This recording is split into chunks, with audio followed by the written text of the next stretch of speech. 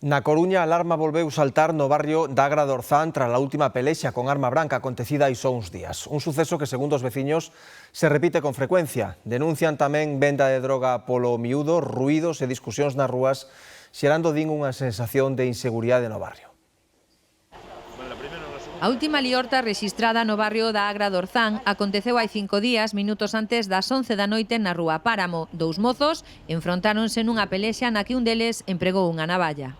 Estaban allí en esa bodeguita y hubo un tumulto y entonces empezaron gritos y salió un chico y se quitó la camiseta y entonces buscó al otro.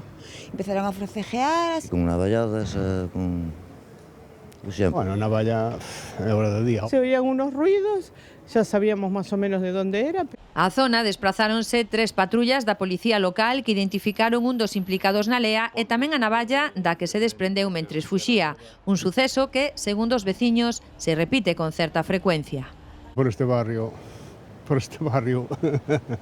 home, non todos os días, pero de vez en cuando si cae unha.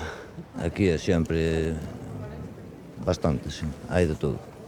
Aquí na calle Páramo, aquí é onde vivo eu. A veciñanza di que a inseguridade vai medrando no barrio, onde denuncian tamén venda de droga polo miúdo, roubos, ruidos e discusións.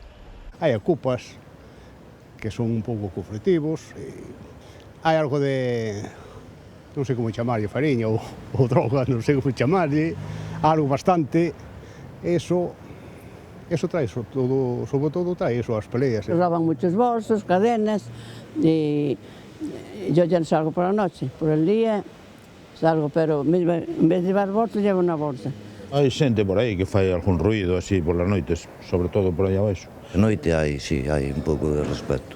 Que por aquí no patrullan, yo no veo el apoyo mucho.